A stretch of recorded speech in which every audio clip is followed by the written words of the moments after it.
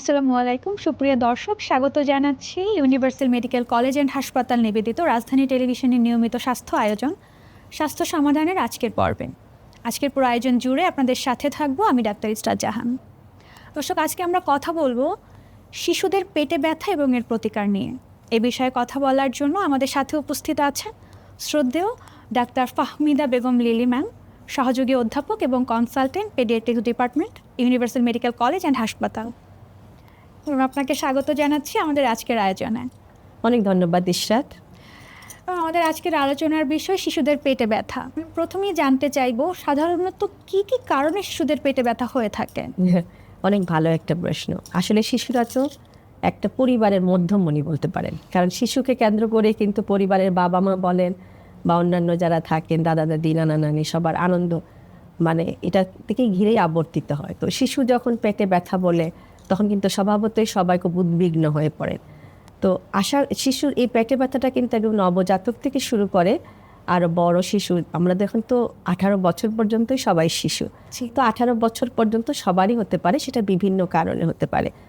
আসার কথা একটা যে এই যে পেটে ব্যথার বেশিরভাগই হচ্ছে কি আপনার নিরীহ মানে বিনাইন, মেডিকেলের ভাষায় যেটাকে আমরা বলি বিনাইন কেন বলছি, তো কারণ আমাদের পেটে তো অনেক অঙ্গ আছে, হ্যাঁ, তো সেই অঙ্গের প্রদাহ থেকে অথবা যদি সংক্রমণ থেকে হয় তাহলে সেগুলাকে আমরা বলি যে সেটা হয়তো কোনো মানে অর্গ্যানিক কজ বা সেগুলো অঙ্গের কোনো ধরনের, কিন্তু যেগুলো এইসব ছাড়া হয়, হ্যাঁ, তো সেগুলাকে আমরা বলি যে বিনাইন বা ফাংশনাল। তো তার মানে কি ফাংশনাল কি বাচ্চারা নিজে নিজেই করে? আসলে সেটা না, তিনি নিজে করে না, তারও পিছনে কিছু কারণ থাকে। হ্যাঁ, ম্যাম, যেটা আপনি বললেন যে শিশু মানে 18 বছর, তার মানে এই 18 বছর থেকে একদম শূন্য বয়সের যে বাচ্চাটা, এটার মধ্যে অনেকগুলো ভাগ আছে। তো আমি জানতে চাইবো দর্শকের জন্য এটার জন্য খুব ভালো একটা ব্যাপার হবে, ওনারা আইডেন্টিফাই করতে পারবে যে আসলে কোন বয়সের জন্য আসলে কোন ব্যথাগুলো বেশি কনসার্নিং, যে এই বয়সে আসলে বাচ্চা যে এই ব্যথাটা বা এই রোগটা হওয়ার পসিবিলিটিস বেশি থাকে। ম্যাম আচ্ছা, আমি যেটা প্রথমেই বললাম যে পেটে ব্যথা সবারই হতে পারে, আর পেটে ব্যথার 90% কারণ হচ্ছে সেটা হচ্ছে নিরীহ মানে বিনাইন, আর 10% কারণ হচ্ছে আমাদের পেটের ভিতরে যে অঙ্গগুলো আছে অঙ্গগুলো বিভিন্ন কারণে যে জটিলতার কারণে হচ্ছে। তাহলে কিন্তু 4 বছরের নিচে, স্পেশালি 1 বছরের নিচের বাচ্চাদের যে সমস্যাগুলো সেগুলা কিন্তু আমাদের ধরে নিতে হবে।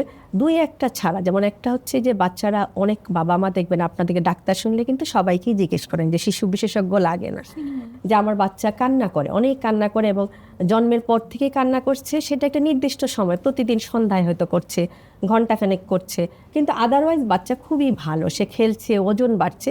সেইটা ছাড়া বাকি কিন্তু আমাদের 1 বছরে 4 বছরের নিচে যদিও কিছু ফাংশনাল কারণ হয়, তারপরেও এই সময় আসলে অঙ্গের মানে অর্গ্যানিক কজগুলা কারণগুলো বেশি থাকে। আর 1 বছরের নিচে হলে আমাদের চিন্তা করতে হবে, যেমন 1 বছরের নিচে অনেকগুলো কারণের মধ্যে আছে যে বাচ্চার জন্মগতভাবে হয়তো তার পেটে ব্যথা তো সে বলতে পারে না। একটা বাচ্চা ঘুম থেকে উঠলো বা জন্মের পরপরই সে অনেক কান্না করছে, সাথে হয়তো অনেক বমি করছে, তাহলে আমাদের ধরে নিতে হবে বমির সাথে হয়তো সবুজ রঙের পিত্তরস বের হচ্ছে, তাহলে তাকে কোনো অবস্ট্রাকশন আছে। অথবা অন্য বাচ্চা আর একটু বড় ধরনের 1 বছরের মধ্যেই হয়তো সে খেলা করতে করতে সিভিয়ার মানে অনেক আপনার মারাত্মক ব্যথায় নীল হয়ে গেল, হ্যাঁ, কিছুক্ষণ পরে সে হয়তো ভালো হলো, কিন্তু তার ব্যথাটা কিছুক্ষণ পরপরই হতে থাকে। এবং অনেক সময় দেখা যায় এর সাথে তার একটু হয়তো পেটে ব্যথার মধ্যে একটু রক্ত পায়খানাও হয়, তো সেটাও যে আমরা যেটা মেডিকেলের ভাষায় বলি আমাদের অন্ত্রগুলা পেঁচিয়ে যায়, ইন্টারসাসেপশন। তো 1 বছরের নিচে যদি বাচ্চা হয়, সেই বাচ্চা যদি পেটে ব্যথা বলতে পারে অথবা যদি তার এরকম কোনো সমস্যা পেটে ব্যথা যদি হাত দিয়ে দেখাতে পারে অথবা 4 বছরের নিচে, তাহলে কিন্তু আমাদের একটু এটাকে আমলে নিতে হবে যে এই পেটে ব্যথাটা জন্য ডাক্তারের শরণাপন্ন হওয়াটা ভালো। আর এছাড়া আপনি বললেন যে অনেক বড় একটা আছে, হ্যাঁ, তো আমাদের কাছে যে কারণগুলো আসে এখন আসলে সেটা 18 বছর পর্যন্তই একটা আমাদের আসলে খাদ্যাভ্যাসে বর্তমানে অনেক বড় একটা পরিবর্তন এসে, তাই না?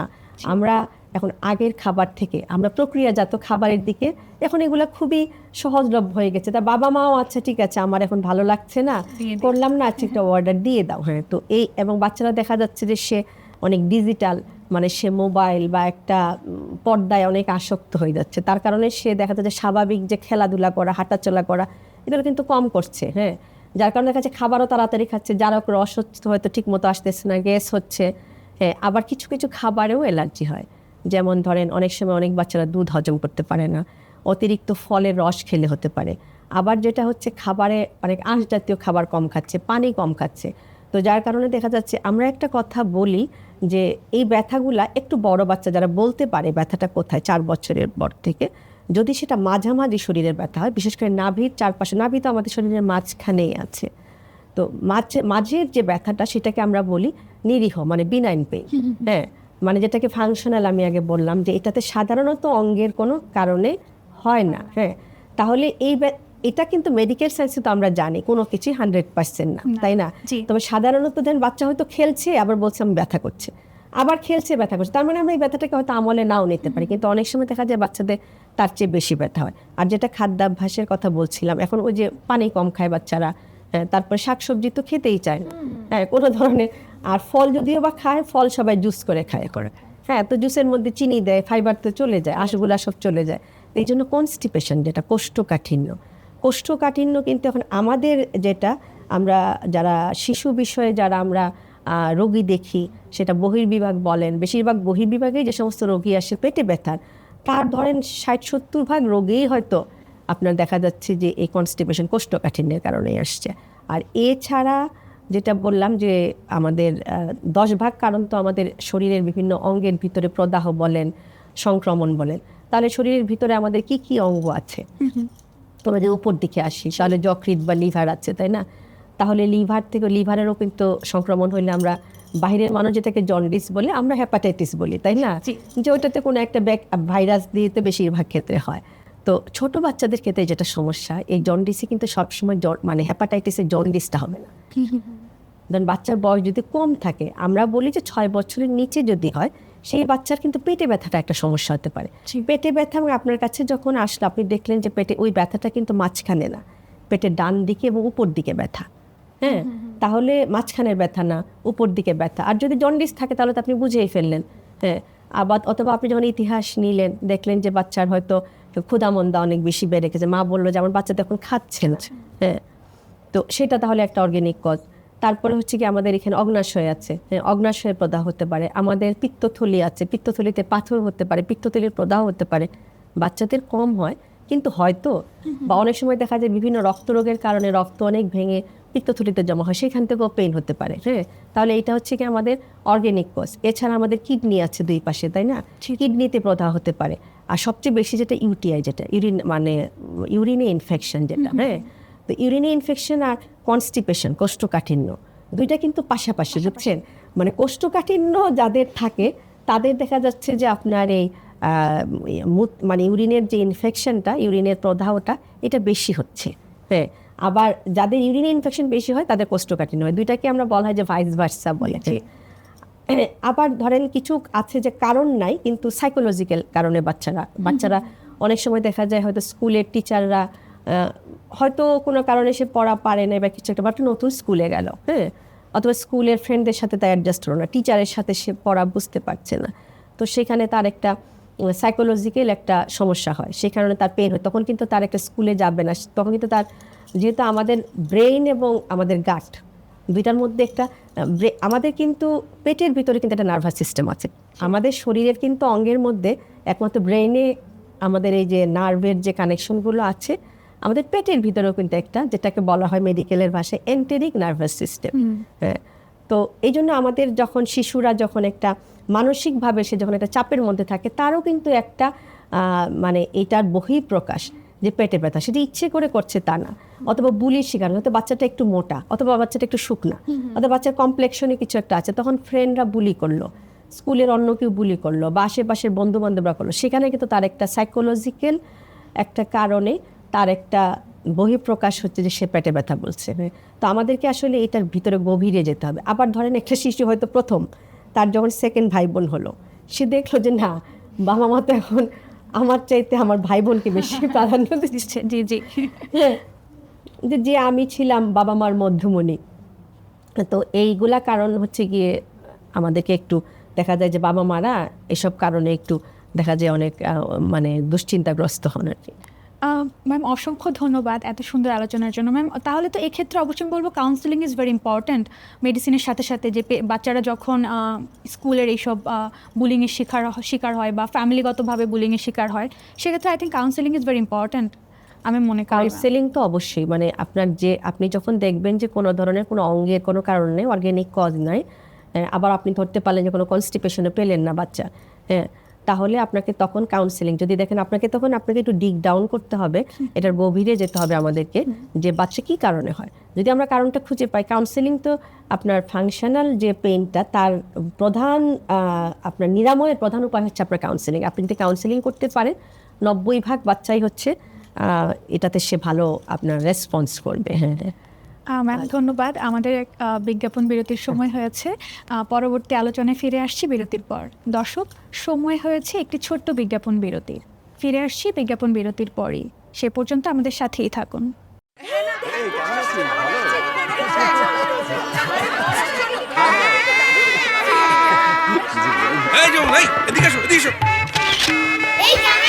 আরে বিয়ে সাহেব যে রেস্ট নেন, মেয়ের বিদায়ের দিন, বাবা রেস্ট নিতে পারে। আরে আপনি বসেন। ঠিক আছে ঠিক আছে। এই না না না, তুই টেনশন করিস না মা।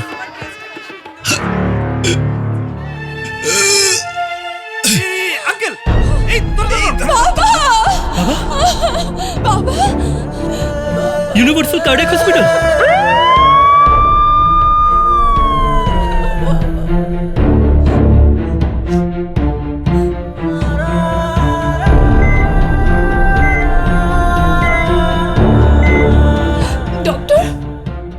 আপনার বাবার কি আগে কখনো বুকে ব্যথা হয়েছে? মাঝে মাঝে করতো, কিন্তু গ্যাসের ব্যথা মনে করে খুব একটা গুরুত্ব দিত না। বুকে ব্যথা কখনোই অবহেলা নয়। আপনার বাবার হার্ট অ্যাটাক হয়েছে, এনজিওগ্রাম লাগবে। আপনার বাবার এ দুটো ব্লক ধরা পড়েছে, ওনার রিং পরাতে হবে। ডক্টর, আপনার যেটা ভালো মনে হয় প্লিজ আপনি ওইটাই করেন।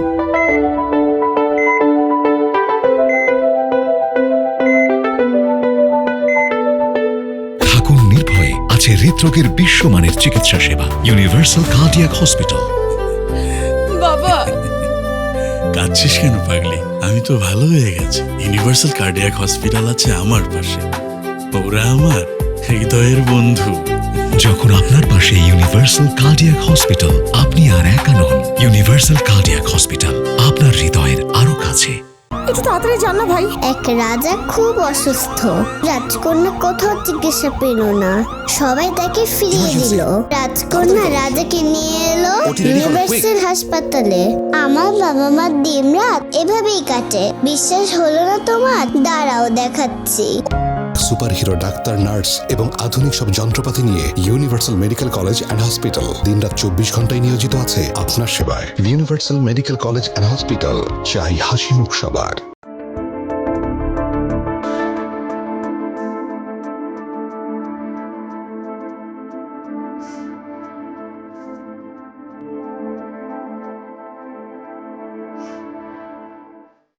দর্শক, ফিরে আসলাম ছোট্ট বিজ্ঞাপন বিরতির পর। আমাদের সাথে থাকার জন্য অসংখ্য ধন্যবাদ।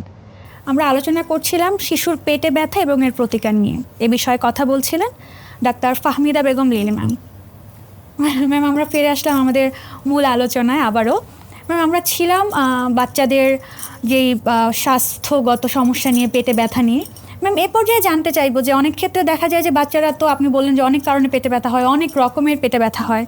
তো আসলে এক্ষেত্রে এমন কি কোনো ওয়ার্নিং সাইন বা হচ্ছে রেড ফ্ল্যাগ সাইন আমরা যেটাকে বলি, দেখা দিলেই আমাদের ডক্টরের শরণাপন্ন হতে হবে, এরকম কি কি লক্ষণ আছে ম্যাম? হ্যাঁ, আপনি অনেক ধন্যবাদ। এর সাথে এটা আপনি মানে অনেক গুরুত্বপূর্ণ একটি বিষয় আপনি তুলে এনেছেন। আসলে এটা তো, কারণ আমরা আগে বললাম কিন্তু যে 90% হচ্ছে গিয়ে তার কারণ ছাড়া, কিন্তু কোন কারণগুলো হলে বাবা মা বেশি উদ্বিগ্ন হবেন। হ্যাঁ, তাহলে একটা হচ্ছে আমরা বললাম যে ব্যথার যে ধরনটা সেটা যদি মাঝখান থেকে অন্য জায়গায় থাকে, অথবা এমন একটা ব্যথা যে ব্যথায় শিশু দেখা যাচ্ছে যে ঘুম থেকে উঠে যাচ্ছে, হ্যাঁ, সে ভালো ঘুমালো, ঘুম থেকে ব্যথায় কান্না করে উঠছে, হ্যাঁ, অথবা ব্যথার সাথে তার ডায়রিয়া হচ্ছে, মানে একদম তীব্র জ্বর হচ্ছে, হ্যাঁ, যে জ্বরটা হচ্ছে ধরেন 102 ডিগ্রি ফারেনহাইটের বেশি হচ্ছে, অথবা জ্বরের তার সাথে তার হচ্ছে গিয়ে আপনার মল দিয়ে রক্ত যাচ্ছে, হ্যাঁ, অথবা তার পেটে ব্যথা, তার ওজন কমে যাচ্ছে, হ্যাঁ, তার ওজন কমে যাচ্ছে, অথবা সে লম্বা হচ্ছে না, দীর্ঘদিন ধরে পেটে ব্যথা, আদারওয়াইজ বাবা মা অত বুঝতে পারছেন না, কিন্তু দেখলেন যে অন্য বাচ্চারা যেরকম লম্বা হচ্ছে সে তো হচ্ছে না, হ্যাঁ, অথবা তার সাথে আশেপাশে যেমন তার একটা গিরায় ব্যথা বলতেছে, হ্যাঁ, তারপরে হচ্ছে গিয়ে তার যে মলদ্বারের পাশের যে জায়গাটাকে আমরা বলি যে পেরি এনাল রিজিয়ন, মানে মলদ্বারের তার পাশে হয়তো তার কোনো ধরনের একটা লাল লাল হয়তো কোনো ধরনের প্রদাহ হচ্ছে, হ্যাঁ, সে হয়তো যখন মল ত্যাগ করে তখন হয়তো সে এটা খেয়াল করেছে, হ্যাঁ। তো এরকম যদি ওয়ার্নিং সাইনগুলো থাকে যে মানে যে ব্যথার সাথে যেটা বললাম ঘুম থেকে উঠে যাচ্ছে, জ্বর হচ্ছে, বমি হচ্ছে অনেক, হ্যাঁ, তো সেইটাতে অবশ্যই সেটা চিন্তার বিষয়। সেটা হচ্ছে আমরা ধরে নিব যে সেটা হচ্ছে কোনো ধরনের মানে অর্গানিক কোনো কারণে হচ্ছে। তো আমরা আগেই বলেছিলাম, কিছু বলেছি, সবগুলো আমাদের বলা হয়নি, তো তার মধ্যে তো আমরা বললাম যে লিভারের কথা বলেছি আমরা। এখন এছাড়া হচ্ছে আমাদের অগ্নাশয় নামে যে সেই অগ্নাশয়ের কিন্তু তীব্র ব্যথা হয় যদি প্রদাহ হয়, সেটাকে আমরা পেনক্রিয়াটাইটিস বলি। সেই ব্যথাটা কিন্তু শরীরের উপর দিকে মাঝখানে হয় এবং বাচ্চা কিন্তু ব্যথায় কুঁকড়ে যায়। বাচ্চা একটা পজিশন, ধরেন একটা নামাজের সময় যেরকম আমরা একদম সিজদায় যখন যাই একটা পজিশন, অনেকটা এই টাইপের, পুরোপুরি না তবে অনেকটা এই টাইপের হয়ে যায়। অথবা ধরেন বাচ্চার ছোটদেরও কিন্তু ডায়াবেটিস হয়, হ্যাঁ, ধরেন বাচ্চা অনেক পানি খাচ্ছে এবং একসময় একটা খুব ব্যথা হলো, তাহলে ডায়াবেটিসের কারণে আপনার ডায়াবেটিক কিটোএসিডোসিস কিন্তু আপনার তীব্র পেট ব্যথার একটা কারণ হতে পারে। তারপরে আবার কিছু কিছু বাচ্চারা আমরা আগে বলেছিলাম যে খাবারে অ্যালার্জি হয়। অ্যালার্জি যেমন দুধে কারো থাকতে পারে, দুধ হজমে না, কিন্তু একটা রোগ আছে, কিন্তু অ্যালার্জিটা তো ধরেন আপনার অ্যালার্জি, কিন্তু একটা রোগ আছে যেটাকে সিলিয়াক ডিজিজ বলি আমরা। সেটা হচ্ছে আমাদের গম জাতীয় খাবার খেলে, হ্যাঁ, গম জাতীয় খাবার খেলে ওই বাচ্চার ওটা হজমের যে এনজাইমটা ওটা থাকে না, যারা এটা, তো যার কারণে বাচ্চা কিন্তু পেটে ব্যথা বলে। ওই বাচ্চাগুলো কিন্তু আদারওয়াইজ দুই ধরনের তো সমস্যা থাকে, তো কিছু বাচ্চা শুধু পেটে ব্যথা নিয়েই আপনাকে এটা দেখা যাচ্ছে যে সে প্রেজেন্ট করে। অনেক বাচ্চার তো এই সিলিয়াক ডিজিজ যেটা, সেটা আপনার ডায়রিয়া নিয়ে করে, সেটা হলে তো সুবিধা আপনি করতে পারবেন। কিন্তু আমার নিজেরই, আমার ফ্রেন্ডের বাচ্চা, সে বাংলাদেশে এরকম, সে ভালো লম্বাটম, সবই স্কুলে যায় ভালো, তার অনেক পেটে ব্যথা, সবাই ভাবছে যে এরকম স্কুলে যেতে চায় না, অথবা গ্যাস হয় এরকম, তাকে ব্যথার ওষুধ দেয়।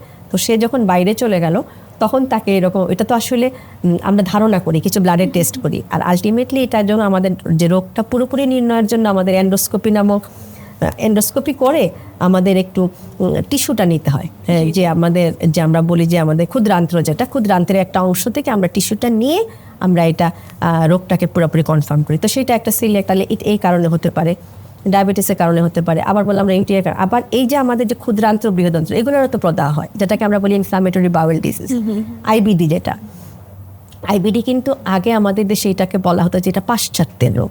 হ্যাঁ, এখন কিন্তু আমাদের খাবার দাবার সব, আমাদের তো সব স্টাইল চেঞ্জ হয়ে গেছে, যার কারণে এই রোগটা কিন্তু এখন আমরা অনেক পাচ্ছি।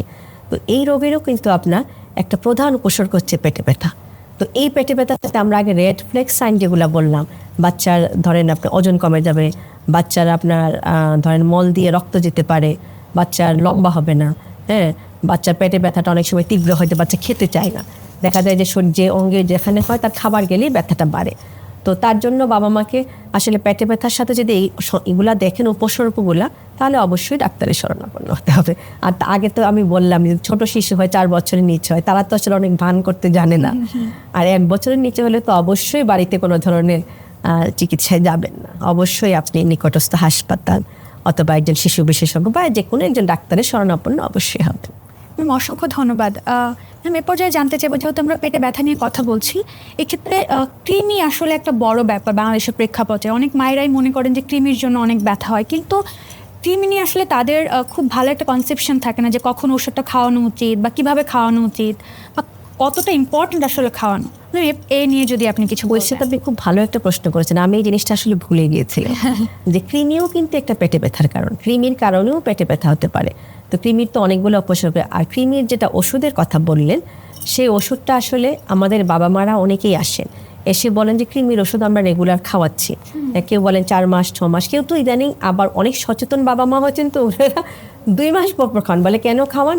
বলে আমি তো দেখেছি যে শিশু সবসময় সে চুলকায়, হ্যাঁ, মলদ্বারে চুলকায়, অথবা আমি দেখেছি যে তার কিছু কৃমি এসছে, হ্যাঁ।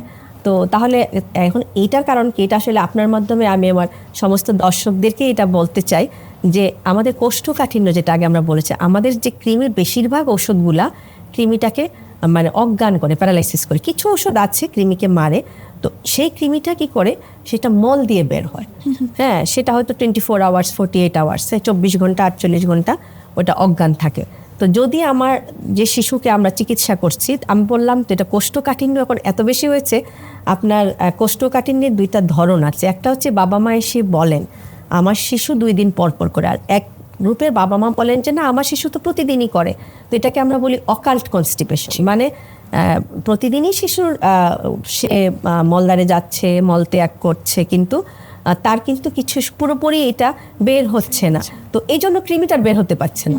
কৃমিটা সে আবার 48 আওয়ার্স, 24 ঘন্টা 48 ঘন্টা পরে কৃমিটা আবার তাজা হয়ে যাচ্ছে। তাহলে আমাদেরকে গোড়ায় যেতে হবে, হ্যাঁ, আমাদেরকে আগে নিশ্চিত হতে হবে যে তার মলত্যাগটা একদম ঠিক মতো হচ্ছে। এবং এই জন্য আমরা বলি যে বাচ্চাদেরকে আঁশযুক্ত খাবার তো আসলে খাওয়ানো খুবই কঠিন। পালি ইসবগুলির ভুসি গরমগুলো মাঝে মাঝে যদি খাওয়ানো যায়, অ্যাটলিস্ট সে তো কিছুটা হলেও আঁশ পাবে আর কি। হ্যাঁ, তো এই হচ্ছে কৃমির বিষয়টা আর কি। ম্যাম অসংখ্য ধন্যবাদ। ম্যাম এ পর্যায়ে জানতে চাইবো, আপনি তো অনেক আলোচনা করলেন, অনেকে মনে করেন যে হাসপাতালে যাওয়া মানে পেটে ব্যথা নিয়ে, এরকম অনেক মায়েরাই মনে করেন, বা এরকম ফাংশনাল কোনো ইস্যু ছাড়া যদি অর্গানিক কোনো ইস্যু থাকে, তারা মনে করেন যে সব প্রবলেমের ক্ষেত্রে আসলে তাদের অপারেশনের দরকার হতে পারে।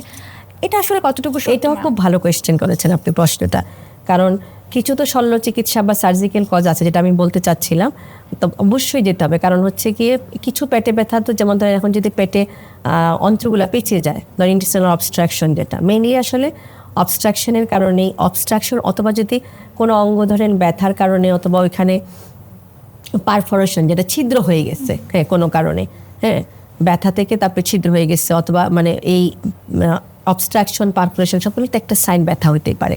তাই সবাইকেই যে শল্য চিকিৎসায় যাবে বা সার্জারি হবে তা না, তবে সার্জারির তো কিছু কারণ থাকতে পারে। এই জন্য বললাম যে যদি অনেক বেশি বমি হয়, জ্বর হয়, বমি হয়, হ্যাঁ, যেমন অ্যাপেন্ডিসাইটিস সার্জিক্যাল চিকিৎসা। অ্যাপেন্ডিসাইটিসের বাচ্চারা কিভাবে সে প্রেজেন্ট করবে? বাচ্চারা কিন্তু প্রথমে নাভির পাশে একটু ব্যথা হয়, তারপরেই কিন্তু এটা ডান দিকে চলে যায়, আমরা জানি তাই না, যে ডান দিকে যদি আমরা নাভি থেকে যদি একটা আমাদের ডানের নিচ দিক পর্যন্ত, হাড্ডি পর্যন্ত যদি একটা লাইন টানি, তার হচ্ছে 3 ভাগের 2 ভাগ আর 3 ভাগের 1 ভাগের যে মাঝখানে, সেইখানে ব্যথা হবে, সেখানে যে ব্যথাটা স্থায়ী হবে। তো এটার কিন্তু, এবং এটাতে একটু হালকা হালকা জ্বর থাকবে, বাচ্চার বমি হবে, তো এটার তো আপনি ঘরে থাকলে এটার তো মেইনলি সার্জিক্যাল চিকিৎসা লাগে। হ্যাঁ, এখন যেটা করা হয় যে অনেক সময় দেখা যায় যে শুরুতে হয়তো সার্জারি করা হয় না, কিন্তু এটা দীর্ঘদিন চিকিৎসা না করলে এখানে তো আপনার আবার কি হয়, এটাতে সংক্রমণ পুজ হতে পারে, তাই না, অ্যাবসেস যেটা হতে পারে। তো সার্জারি তো একটা কারণ আছেই, তো এটাই আশ্বস্ত করতে হবে যে আপনি ভালো জায়গায় যাবেন। ঠিক আছে, আপনাকে চেষ্টা করতে হবে যে আমাদের বিভিন্ন সরকারি বেসরকারি যেগুলো রেপুটেড আছে, যেগুলোতে আপনি বিশেষজ্ঞ চিকিৎসকের হাতে পড়েন। আমরা তো বলবো না যে কিছু কিছু জায়গায়, এটা খুবই কম কিন্তু সংখ্যায় যে মিসইউজ হয়, কিন্তু হয়তো যার হচ্ছে তার তো 100 ভাগ। জি জি, তো ওনারা যেখানে হয়তো সরকারি জায়গায় যেতে পারেন, অথবা ভালো যদি বেসরকারি হতে পারেন, সেখানে আশা করি আমরা এরকম যে অন্ততপক্ষে মিসইউজ হবে না, যে যার প্রয়োজন নাই। যেমন ধরেন আমি যেটা বললাম পেনফ্রিয়াটাইটিস, যেটা আমাদের অগ্নাশয়ের প্রদাহ, অনেক সময় ভুল করে এখানে অপারেশন হয়ে যায়।